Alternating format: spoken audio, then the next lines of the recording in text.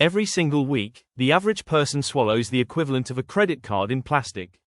Not because we're chewing bottles, but because microplastics leak from the wrappers and packaging around our food. And here's the kicker, almost 40% of all the plastic made in the world is just packaging. Most of it ends up in landfills, or the ocean. That's why governments are cracking down, and why retailers are scrambling for alternatives. In the UK alone, the plastic packaging tax is now more than £210 per tonne. Across Europe and India, single-use plastics are being banned. And in the US, states like California and New York are hitting companies with heavy fines. For supermarkets and food companies, this isn't just about the planet. It's about protecting margins. And $1 billion solution is already here: edible packaging. Now, this isn't science fiction. It's happening today. From seaweed pods at marathons, to avocados wrapped in invisible edible coatings, to cookie cups at KFC. Let's look at some of the biggest breakthroughs. Example 1. Notpla. In London, runners at the 2019 marathon were handed water in seaweed pods made by Notpla. You bite into the bubble, drink the water, and eat, or compost, the skin. No plastic bottle, no waste. Notpla has since won the Earthshot Prize and partnered with Just Eat to trial takeaway sachets in the UK. Example 2. Apeel. Across the Atlantic, US retailer Kroger and Germany's Edeka are using Apeel, an invisible, plant-based coating. It's sprayed on avocados, cucumbers, and citrus fruit to double their shelf life. That means less shrink, fewer write-offs, and fresher food for shoppers. Apeel has raised more than $600 million in funding, with backers like Oprah Winfrey and Bill Gates' Breakthrough Energy Ventures. Example 3. KFC cookie cups. And in the UK, KFC tested cookie coffee cups.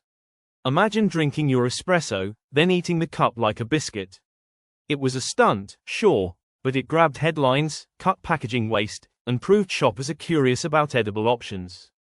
Example 4. Bakeys. In India, Bakeys developed edible spoons, forks, and chopsticks made of sorghum, rice, and wheat. They stay solid in hot soup, and if you don't eat them, they biodegrade in just a few days. At their peak, Bakeys exported to more than 8 countries, backed by a Kickstarter campaign that raised nearly $300,000.